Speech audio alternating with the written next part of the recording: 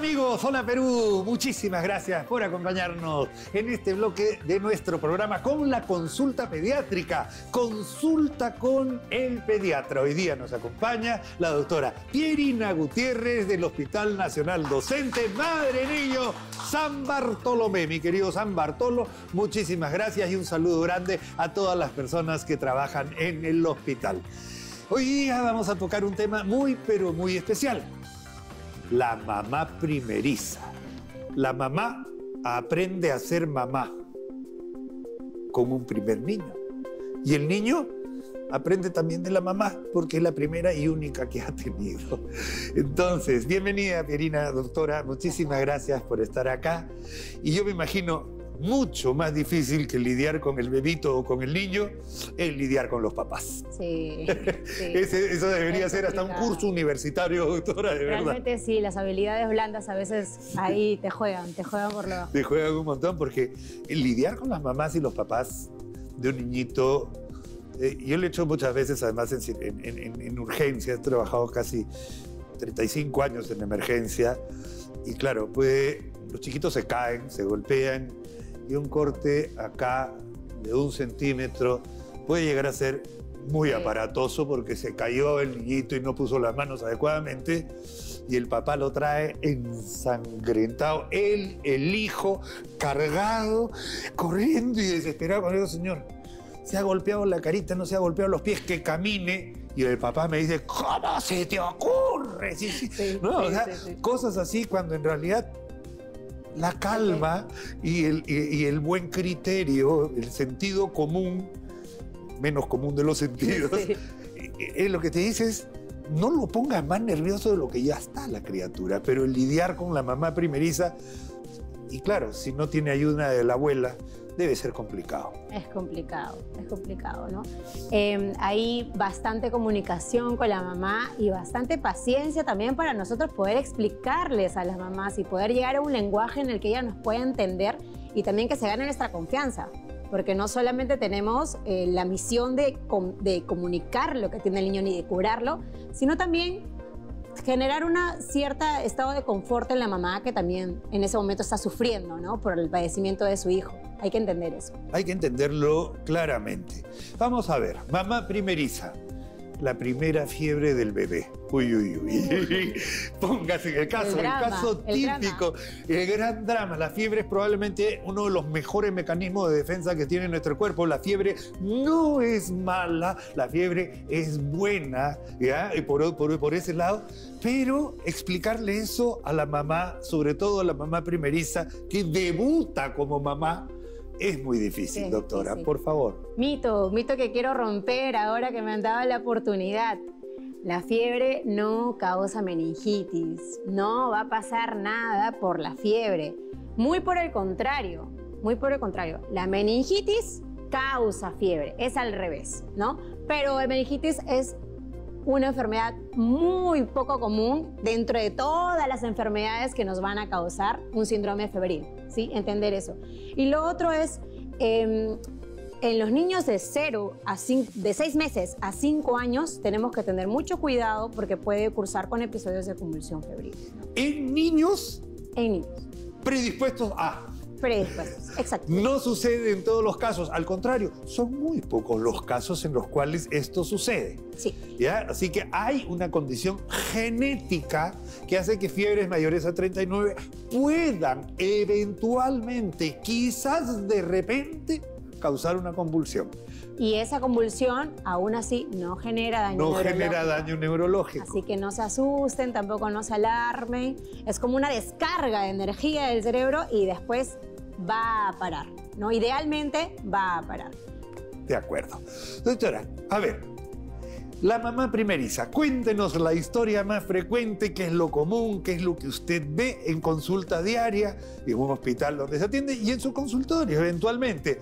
Porque hablar de mamá primeriza es la mamá que no ha pasado por la experiencia. Claro.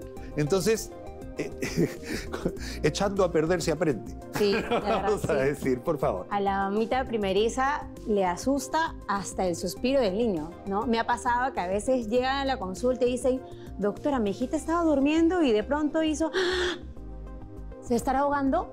Y yo, No, señora, no se preocupe. Eso es normal. Usted suspira, él también suspira. Tranquila, eso no pasa nada. Usted alármese si es que los labios se le ponen morados. Eso ya no es normal, ¿no? Si el niño deja de respirar, eso ya no es normal. Y se pone morado, signo de alarma. Mejor acuda a la emergencia para que lo evalúen. Sin embargo, así como esta duda, hay muchísimas más. Por ejemplo, ¿cómo lo hago dormir a mi bebé? Claro, boca arriba, boca abajo, de costado. Primera, qué buena, qué buena. Sí, por ahí vamos, doctora. Sí, lo principal que siempre recomendamos nosotros para evitar el riesgo de muerte súbita del lactante es que el bebé duerma boca arriba.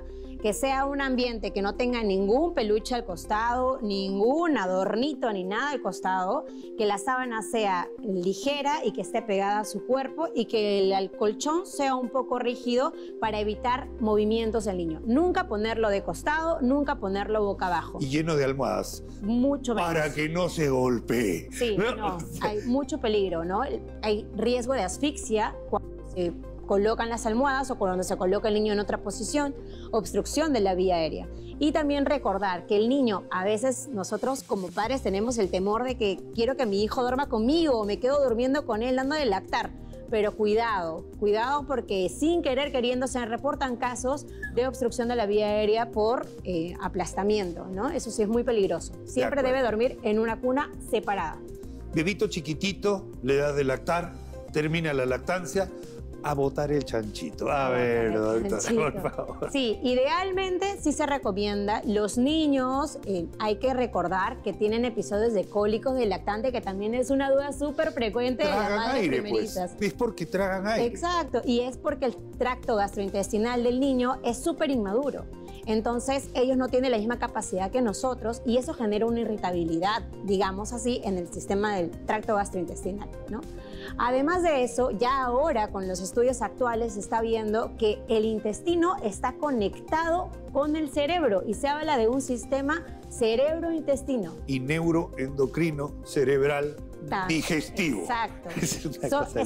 Son cosas que ya están viniendo ahora con esta novedad y todo, y se está investigando que la causa del cólico del lactante muchas veces también tiene que ver con las madres primerizas que son muy nerviosas, muy ansiosas. Entonces, una de las indicaciones en los cólicos del lactante es decirle a la señora, calma, que es un proceso totalmente normal del niño, va a tener que cargarlo, mecerlo un rato, camine, descanse, usted también pacífica, tranquila, tómeselo con tranquilidad, báñenlo y después hágalo descansar, ¿no? Genera una rutina de tranquilidad para el niño y un confort, y eso lo ayuda.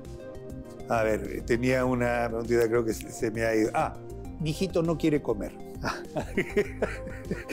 Hay que entender que los niños algunas veces son selectivos y esos son los picky eaters, ¿no? Y además son chantajistas, sí, también no son tan neófitos, o sea, exacto. Sí manipulan. Sí manipulan, es verdad.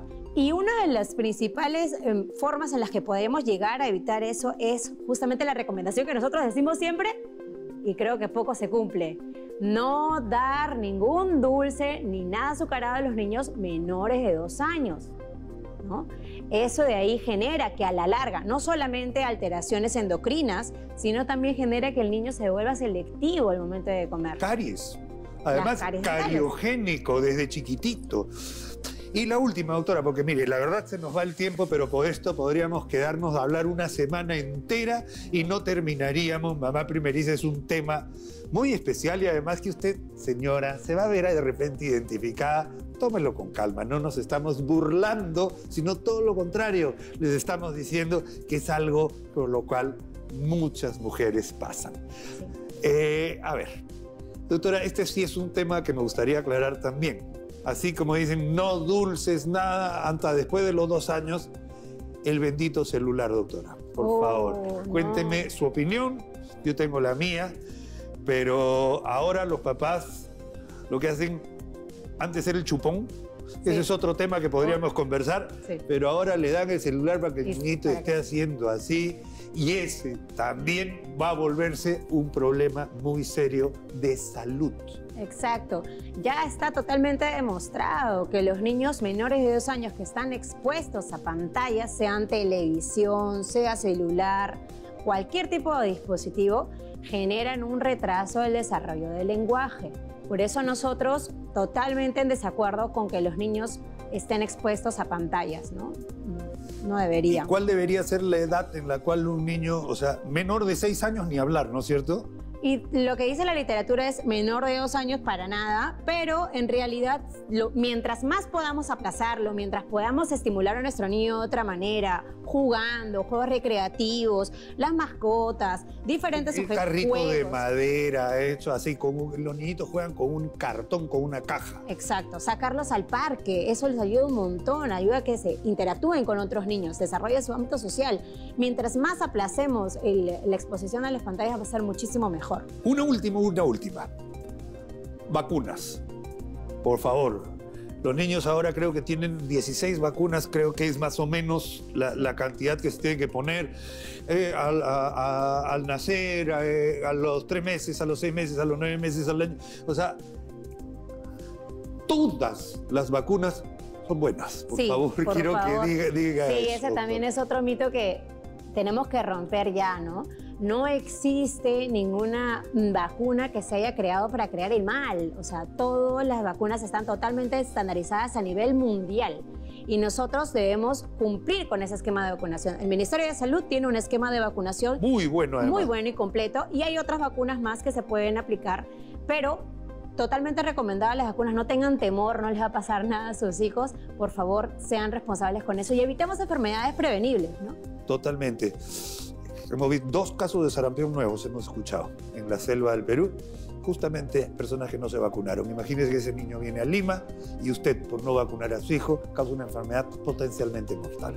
Muchísimas gracias. Ha sido este bloque muy especial para ustedes. Gracias a la doctora Pierina Gutiérrez, médico pediatra. Muchas gracias por acompañarnos el día de hoy. Gracias a ustedes, amigos. Nosotros vamos a seguir con más de nuestro programa.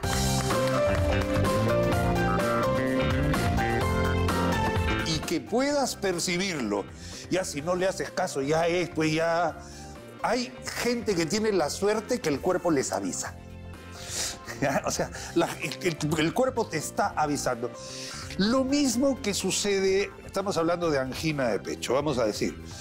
Pero hay gente que, por ejemplo, por mala circulación, puede sentir esa misma sensación cuando camina largas distancias y cada vez tiene que caminar menos, ¿no es cierto?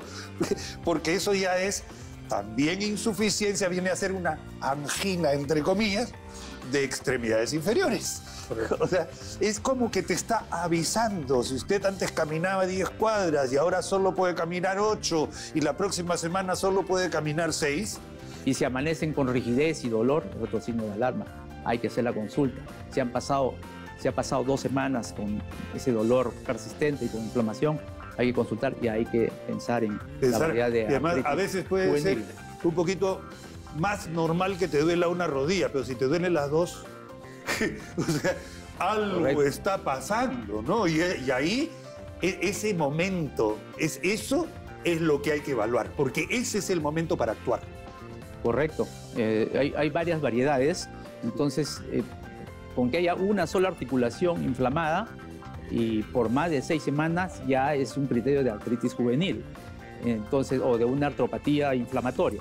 Hay que observar. Pero si se inflaman más de 2 articulaciones o varias articulaciones a la vez, ya han pasado varias semanas y se siguen inflamando y no desaparece el anterior.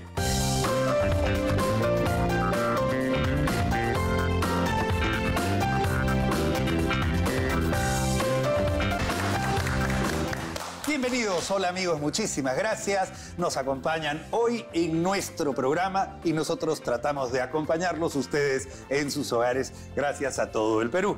Estamos en nuestra consulta cardiológica. Nos acompaña mi buen amigo, el doctor Rafael Doig, para hablar. Bienvenido, Rafael.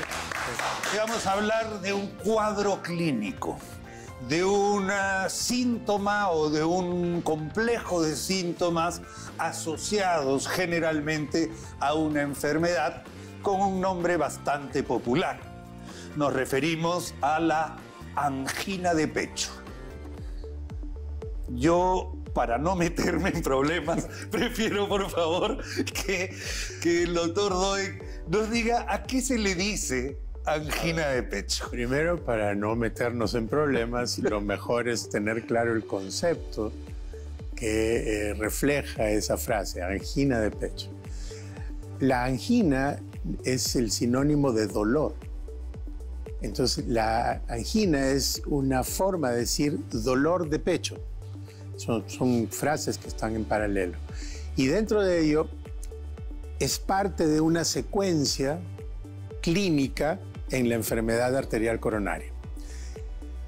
Cuando no le llega suficiente aporte sanguíneo a un tejido, a cualquier tejido, esa falta de aporte sanguíneo que lleva oxígeno y nutrientes se llama isquemia. Es decir, no le estamos dando de comer suficiente a la célula para que haga su función.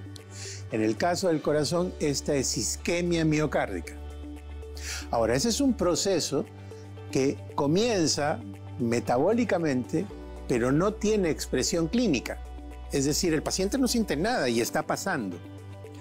Cuando esa isquemia es relevante en términos de volumen de músculo cardíaco, se está lo que está comprometido es mayor. Cada vez es mayor, eso provoca dolor. Y entonces la isquemia provoca angina de pecho. Y ese evento clínico de me duele, la sensación de me duele, es el aviso de que está ocurriendo una falta de irrigación sanguínea en el músculo. Por lo tanto, se convierte en un aviso para el paciente, decirle, oye, estás teniendo problemas, anda, busca ayuda. Muchas veces los pacientes ignoran esos avisos y entonces la isquemia se va haciendo cada vez más grande, la angina se va haciendo cada vez más frecuente, usualmente desencadenada por circunstancias en las cuales demandamos trabajo al corazón, el ejercicio, claro, ¿no? Y entonces, de isquemia pasamos a la angina y finalmente es que ocurre el evento que significa el infarto, porque la isquemia se hizo de tal volumen, se tapó la arteria, que el músculo termina muriendo. La muerte del músculo es lo que llamamos infarto. Y el infarto es el que nos lleva a la insuficiencia cardíaca, que ya es la pérdida de la función por muerte de una porción del músculo. Todo este proceso es el que ocurre, del cual la angina, el aviso, el dolor, es una parte. Me han dicho, doctor, y además creo que comparto esa opinión no científica, que los que tienen cuadro de angina tienen más suerte que los que no tienen cuadro de angina. Es correcto, y ahí tenemos que cruzar, por ejemplo, la enfermedad coronaria, el evento de infarto, con lo que son los factores de riesgo, y uno de esos factores de riesgo que se ha mencionado es la diabetes. Los diabéticos tienen el infortunio que ellos no desarrollan el infarto fundamentalmente con dolor. Hacen el infarto asintomáticos. Entonces se enteran que han tenido un infarto cuando ya están haciendo falla cardíaca. Eso es, pues, la percepción de eso que está fallando y que está haciendo y que puedas percibirlo. Ya si no le haces caso, ya es, pues ya... Como dicen en mi tierra, allá en Chiclayo, anda mula, piérdete. Anda mula, piérdete, claro. No, o sea, claro, hay gente que tiene la suerte que el cuerpo les avisa. O sea, el cuerpo te está avisando. Lo mismo que sucede, estamos hablando de angina de pecho, vamos a decir. Pero hay gente que, por ejemplo, por mala circulación, puede sentir esa misma sensación cuando camina largas distancias y cada vez tiene que caminar menos, ¿no es cierto? Porque eso ya es también insuficiencia, viene a ser una angina, entre comillas, de extremidades inferiores. O sea, es como que te está avisando. Si usted antes caminaba 10 cuadras y ahora solo puede caminar 8 y la próxima semana solo puede caminar 6, algo está pasando. Y es un buen momento para acudir a un médico especialista. Ahora, hemos visto en muchísimas películas, por ejemplo, que hay gente que tiene sus anginas a repetición y que se ponen una pastillita abajo en la lengua. ¿No es cierto? La famosa nitroglicerina. Pero la secuencia es Si yo estoy teniendo isquemia y esa isquemia me da una manifestación clínica que es la angina de pecho, entonces si esta angina para cuando yo, por ejemplo, paro de hacer ejercicio, entonces es una angina estable, porque se desencadena cuando yo hago ejercicio, paro de hacer ejercicio, cesa el dolor. Pero hay anginas que se llaman inestables, que a pesar de haber parado el ejercicio, que es el desencadenante, duele más tiempo o se mantiene el dolor, o sin hacer ejercicio comienza a aparecer. Por ejemplo, termino de comer. El hecho de mayor demanda de sangre para la digestión provoca la angina porque provocó la isquemia. Ahí es donde hay que utilizar estos fármacos que, como has mencionado, uno es la nitroglicerina, el otro es el isosorbide, pero son específicos, o sea, no provocan una vasodilatación general, mayormente, sino una vasodilatación local. En las coronarias las abre, por lo tanto, permite un mayor flujo. Ahora, esas son pastillas que deben ser tomadas después de haber recibido una indicación médica. Y generalmente le hacemos la recomendación al paciente: si usted tiene dolor y se va a tomar una pastilla, siéntese. Siéntese, porque existe el riesgo potencial que le baje la presión de tal manera que termine perdiendo el conocimiento y golpeándose. Entonces, los medicamentos son para ser usados en la circunstancia en la que se necesita y bajo la prescripción de un profesional. No son para tomarse libérrimamente. No. Totalmente de acuerdo. Hemos hablado, tenemos este dato, es la angina de pecho, un dolor que también es dolor precordial. Es lo mismo, es lo mismo. Bueno, nos estamos refiriendo a un dolor súper característico. ¿Cómo es el dolor de la angina de pecho? Ahí pues, es casi todo un capítulo de los libros de semiología, ¿no? El clásico, este dolor precordial, el clásico es acá, en la parte central izquierda, que es donde está alojado el corazón, y se le dice precordial porque está adelante del corazón, cordis.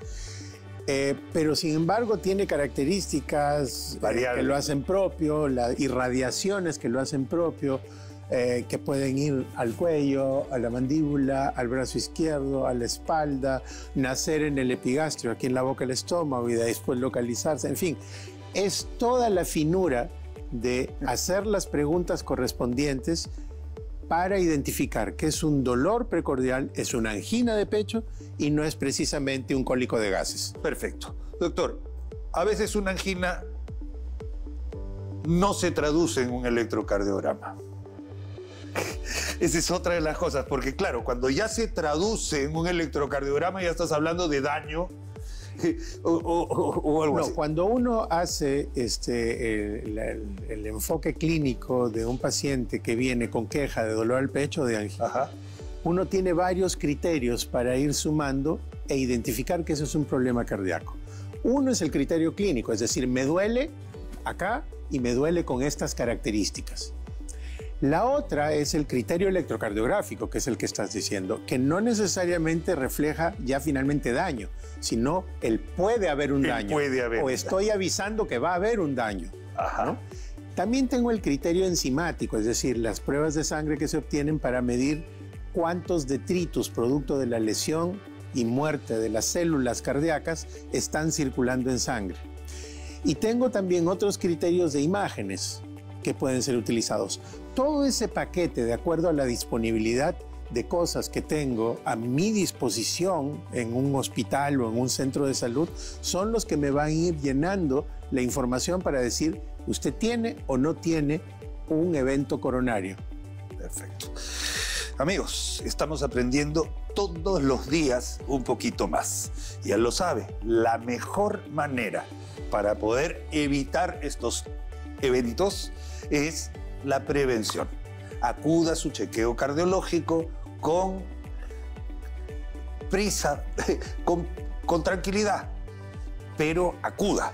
Y eso es lo más importante, póngase en manos de un médico especialista. Ha sido el tema, angina de pecho. dolor en el pecho relacionado a un evento cardiológico. Muchísimas gracias por habernos acompañado. Muchísimas gracias al doctor Rafael. Nosotros regresamos y seguimos con más. Muy bien. Si tienes más de una enrojecida la otra y las manos enrojecidas, es un signo de alarma. Es un también, signo de obviamente. alarma. Tiene que ser consulta pronto. Tienen que reaccionar el papá y la mamá. Tienen que reaccionar ante estas evidencias. Rigidez al despertar. Y además una rigidez que va cediendo en el transcurso de las horas. Correcto. ¿No es cierto? Si dura más de media hora, es significativa. A veces puede durar varias horas, ¿no? Ok. Otro signo de alarma a tener en cuenta. En ocasiones, acá también, si sumamos el dolor articular a un compromiso del estado general, ya sea fiebre, sarpullido, ganglios linfáticos inflamados, que se han aumentado los bultos en la axila, en el cuello, en las ingles, podemos estar hablando de una enfermedad delicada y que requiere un manejo profesional. Correcto. Si hay síntomas, digamos, síntomas sistémicos, ¿no? Puede ser, si hablamos de artritis idiopática juvenil, puede ser la variedad de artritis idiopática juvenil sistémica, creo que aparece en niños entre 2 y 5 años en promedio, pero también puede ser otro tipo de enfermedades autoinmunes como lupus, vasculitis, etcétera. Y muchas otras enfermedades. Acá, amigos, lo que estamos haciendo es evaluar signos de alarma. No es normal que un niñito no tenga hambre. La piedrita es chiquitita, 5 milímetros. Rum, viene por acá, viene por acá, viene por acá y ¡plac! Obstruido. El páncreas no puede botar su sustancia, no puede botar su secreción. La bilis no puede salir porque está obstruido. Entonces se forma lo que se conoce como una pancreatitis biliar. Algo súper frecuente. ¿Por qué me tengo que operar de la vesícula? Porque si tiene piedritas acá, pueden viajar acá y ocasionar una pancreatitis. Ahí está la respuesta. Seguimos con la imagen. Adelante, por favor, señor director. Cabeza, cuerpo y cola. Listo. Puede haber un tumor en la cabeza, en el cuerpo o en la cola.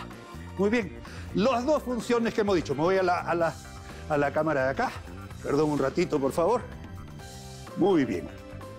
Función endocrina, que produce hormona, insulina, glucagón, somatostatina, que es importantísima.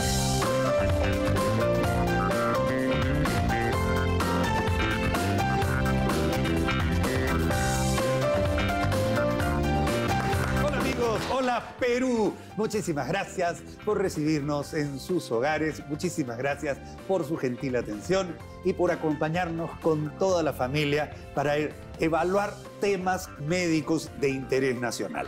Hoy día vamos a hablar de un tema sumamente importante que viene a ser la inflamación de las articulaciones. Artritis. Uy, que yo tengo artritis, me han dicho que tengo artrosis, me han dicho que tengo artritis reumatoide. Y claro, artritis es el primer nombre. Lo que hacemos los doctores es a esa artritis ponerle un apellido. Y eso es sumamente importante. Si hablamos de una articulación que se inflama, podría ser por un golpe, que es algo súper frecuente. Te golpeaste la rodilla, se te inflama la articulación de la rodilla y tienes una artritis traumática. ¿Ya? Pero existen artritis que vienen, entre comillas, de la nada. Y artritis en niños. Así que vamos a preguntarle al especialista reumatólogo, el doctor Manuel Fernández, jefe del Servicio de Reumatología del Instituto Nacional de Salud del Niño de Breña, acerca de la artritis infantil. Bienvenido, doctor. Muchísimas gracias por acompañarnos en este tema. Muchas gracias por la invitación a su prestigioso programa. Gracias, doctor. Hace poquito hemos hablado de la tendinitis, parte de la articulación.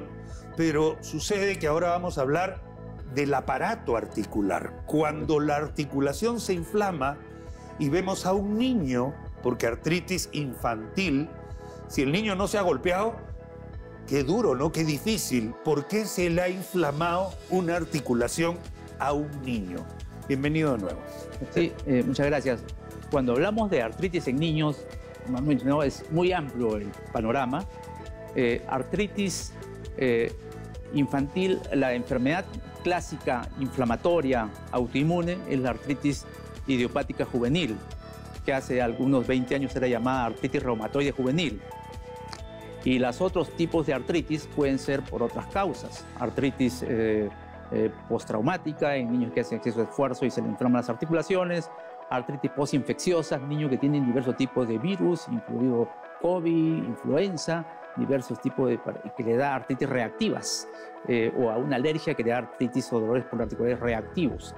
Y existen también dolores osteomusculares diversos por exceso de esfuerzos, por sobrecarga, y que no son artritis, sino son compromiso periarticular o de partes blandas, que algunos padres o colegas le llaman artritis en niños.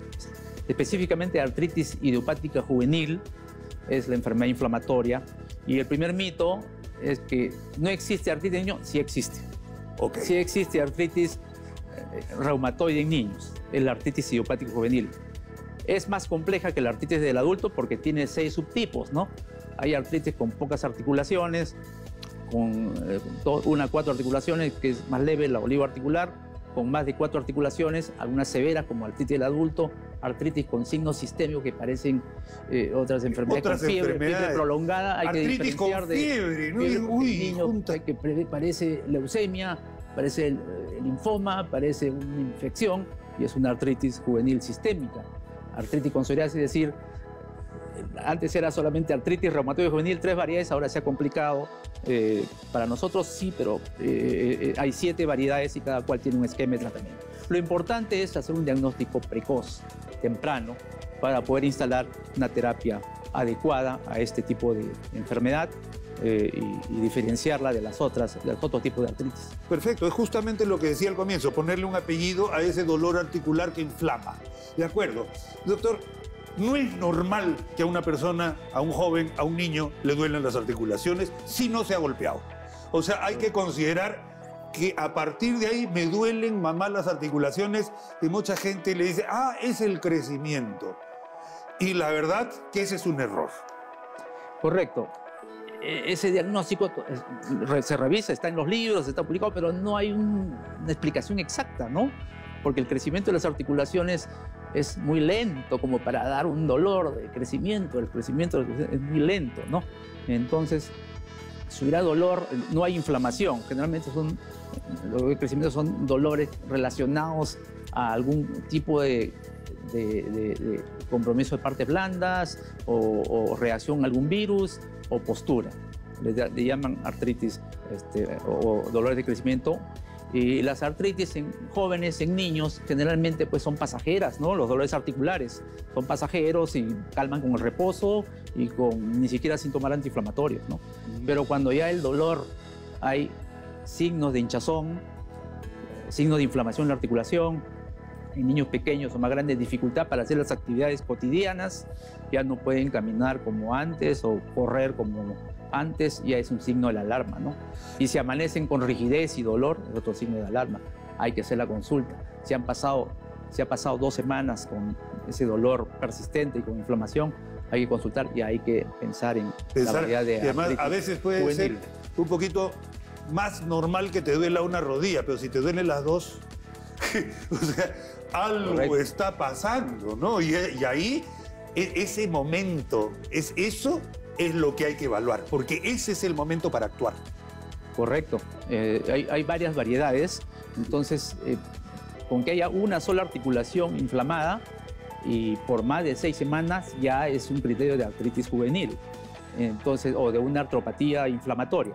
Hay que observar. Pero si se inflaman más de 2 articulaciones o varias articulaciones a la vez, ya han pasado varias semanas y se siguen inflamando y no desaparece el anterior, probablemente estamos en presencia de un comienzo de una artritis idiopática juvenil, ¿no? De acuerdo. Y ahí es donde hay que actuar, porque se puede manejar cuanto antes se haga el diagnóstico, correcto, lo que además ahorra tejido, porque la artritis reumatoide destruye tejido. También eso es importante.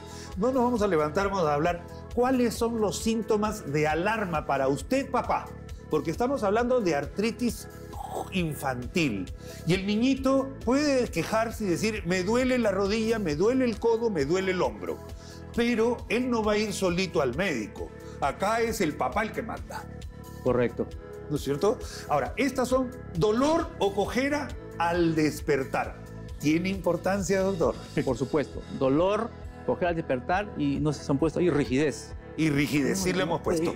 Pero inflamado, eso no es normal. sí, O sea, si se sí, supone no que es el niño normal. ha descansado, El niño que descansa después de haber jugado 4 horas de fútbol, le duele, se levanta, pero como nuevo, para jugar 4 horas más. Pero un niño que tiene comienzo de artritis, es en tiene la rigidez mañana. articular, tiene inflamación en las piernas, es un signo de alarma. Un signo de alarma que uno tiene que revisar. Luego, hinchazón de las articulaciones, súper importante. Las articulaciones, salvo un trauma, que lo explicaría rápidamente, no tendrían por qué hincharse. No tendrían por qué hincharse si no tiene ninguna infección, ninguna alergia severa, ningún golpe. Ahí, ojo, hinchazón. Y si tiene eritema, es decir, Está inflamación, rojo. está rojo. Si tiene más de una enrojecida la otra y las manos enrojecidas, es un signo de alarma. Es un también, signo de obviamente. alarma. Tiene que ser consulta pronto. Tiene que reaccionar el papá y la mamá. Tienen que reaccionar ante estas evidencias. Rigidez al despertar. Y además una rigidez que va cediendo en el transcurso de las horas, Correcto. ¿no es cierto? Si dura más de media hora, es significativa. A veces puede durar varias horas, ¿no? Ok. Otro signo de alarma a tener en cuenta. En ocasiones, acá también, si sumamos el dolor articular a un compromiso del estado general, ya sea fiebre, sarpullido, ganglios linfáticos inflamados, que han aumentado los bultos en la axila, en el cuello, en las ingles, podemos estar hablando de una enfermedad delicada y que requiere un manejo profesional. Correcto. Si hay síntomas, digamos, síntomas sistémicos, ¿no? Puede ser, si hablamos de artritis idiopática juvenil, puede ser la variedad de artritis idiopática juvenil sistémica, lo que aparece en niños entre 2 y 5 años en promedio. Pero también puede ser otro tipo de enfermedades autoinmunes como lupus, vasculitis, etcétera. Muchas otras enfermedades. Acá, Hay amigos, lo que que estamos haciendo evaluar. es evaluar signos de alarma. No es normal que un niñito no tenga hambre, ¿ya? Y si a eso se le agrega dolor articular, ya es motivo suficiente para una consulta. Correcto. O sea, ahí ya se está comprometiendo y ahí es donde uno tiene que reaccionar como papá. La especialidad es la reumatología, pero puede ir a su médico clínico general a falta de especialista. Y el médico clínico general lo derivará donde un médico especialista. Pero es motivo suficiente de consulta. No nos quedemos con esa duda. Solamente unas palabras finales a nuestros amigos que nos están viendo en pantalla, doctor. Sí, primero que artritis en niños existe. Muchas, felizmente, son pasajeras relacionadas a infecciones, a alergias, algunas a traumas. Pueden tener un manejo por el pediatra, pero cuando ya hay los signos de alarma que hemos señalado, como rigidez en la matutina, hinchazón de uno o más articulaciones, acompañado de inflamación, o el niño pequeño que ya no quiere caminar como antes o no quiere correr por dolor, o por dificultad, si hay cierto grado de debilidad muscular, pérdida de fuerza en piernas, y si además, acompañado a los dolores articulares, vienen con cuadros sistémicos como presencia de ganglios, algunas lesiones cutáneas diversas en cara, cuerpo, entonces ahí hay que hacer la consulta pronto al pediatra o al reumatólogo para que se le haga un estudio y determinar cuál es la causa de esta afección y dar un tratamiento temprano. Cuanto más temprano, se evitan mayores secuelas desde el punto de vista funcional en los niños que pudieran tener esta enfermedad. Totalmente de acuerdo, y de eso se trata. Medicina preventiva, salud en casa, es lo que tratamos de hacer con este programa.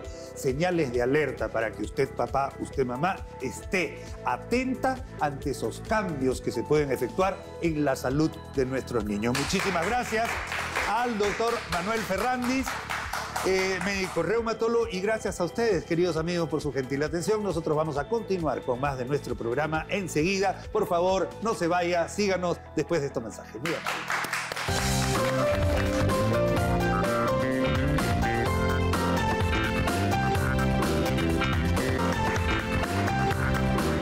Bienvenidos, muchísimas gracias, queridos amigos. Así como hemos estado haciendo en distintos bloques del programa, hemos paseado por los diferentes aparatos y sistemas de nuestro cuerpo. Luego lo hemos hecho a través de algunos órganos que conforman estos aparatos y sistemas de nuestro cuerpo. Nos corresponde ahora hablar de un sistema especial que se llama el sistema glandular. Es decir, algunas glándulas que ayudan y favorecen a la función de los aparatos y sistemas. Aunque siendo parte del aparato digestivo, nosotros tenemos un sistema glandular y hoy día lo vamos a representar estudiando una primera glándula, una glándula importantísima, tan importante que está en uno de los sitios de más difícil acceso de nuestro cuerpo. Está en la boca del estómago, girado hacia atrás, entre la columna vertebral y el corazón. La parte del estómago también comparte sitio el hígado, también comparte sitio el riñón por detrás, el colon por delante. O sea, está en un sitio que es el mero centro del organismo, acá. Y esta glándula es tan, pero tan importante por dos razones. Primero, porque tiene dos funciones. Las glándulas segregan cosas, nos entregan cosas. Algunas secreciones glandulares van hacia afuera. Por ejemplo, las glándulas salivales. Glándulas que segregan saliva, ¿no es cierto? Y ayudan a la digestión, pero son glándulas exocrinas, es decir, que su secreción se va para afuera. Nosotros podemos escupir y estamos escupiendo saliva, ¿ok? Va para afuera. Pero las otras glándulas, hay otras glándulas que se llaman glándulas endocrinas, es decir, que le entregan al organismo sustancias por dentro que van prácticamente directo a la sangre para hacer distintas funciones. Bueno, amigos, el páncreas, que lo vamos a ver acá, adelante por favor, tiene las dos cosas. Funciona como glándula endocrina y como glándula exocrina. La glándula endocrina, por ejemplo, es lo que va a hacer la insulina, que va a ir directamente a la sangre a controlar los niveles de glucosa del cuerpo, a meter la glucosa adentro de las células.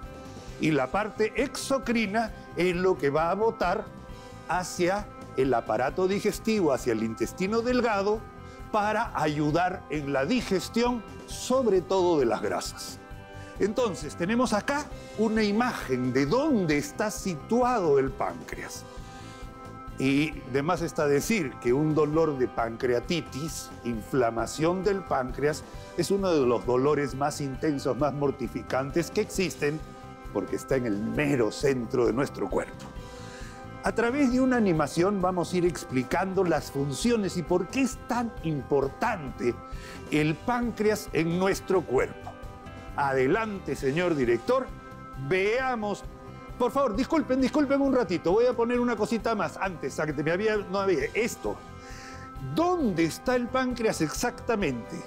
Viene el estómago por acá, se convierte en intestino delgado y viene al duodeno. ¿De acuerdo? El duodeno.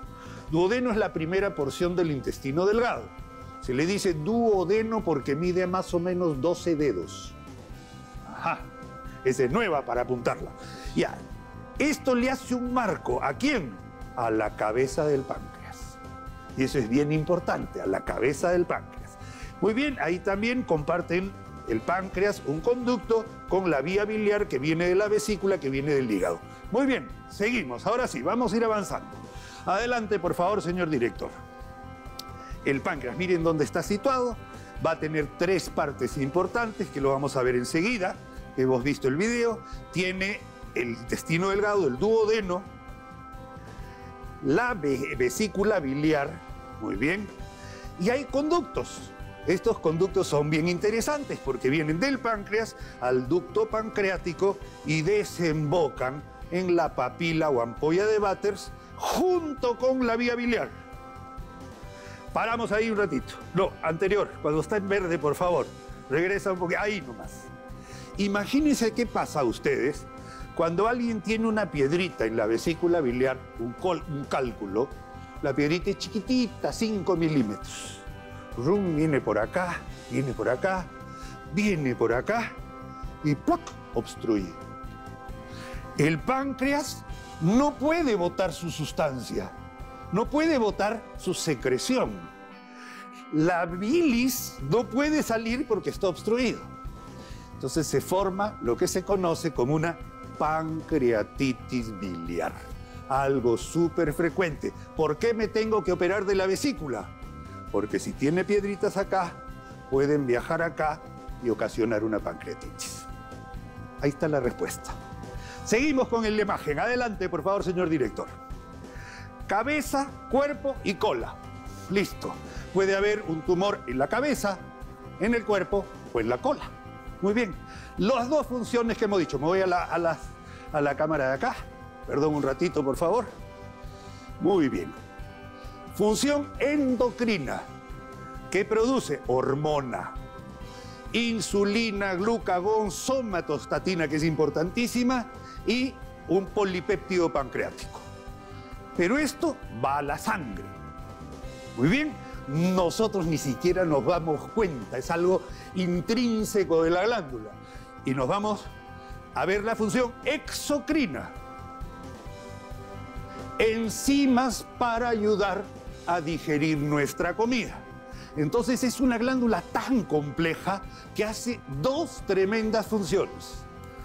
Es la culpable de que uno pueda tener diabetes o no, a través de su producción de insulina, y también es la culpable de que nosotros podamos digerir las comidas. Está en el mero centro del organismo. Y además, cuando comienza a destruirse, tiene una facultad que los doctores le tenemos pánico. Se autodestruye. Porque al no poder salir estas hormonas y al no poder salir estas secreciones, comienza a autodestruirse. Tremendo. Una pancreatitis aguda severa puede terminar muy mal. ¿De acuerdo, queridos amigos? Así quedamos. Eso es el páncreas. Vamos a ir desarrollando distintas otras enfermedades o distintas otras funciones que tiene el sistema glandular, nuestro sistema endocrino.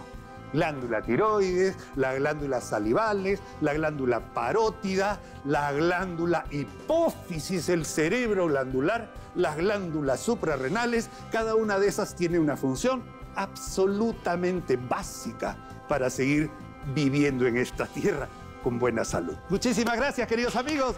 Nosotros vamos a regresar con más de nuestro programa. Muchísimas gracias, queridos amigos, por habernos acompañado. Espero que hayan pasado una buena tarde con nosotros, aprendiendo como todos los días en nuestro programa. Nos vemos el día de mañana con un programa mejor que este.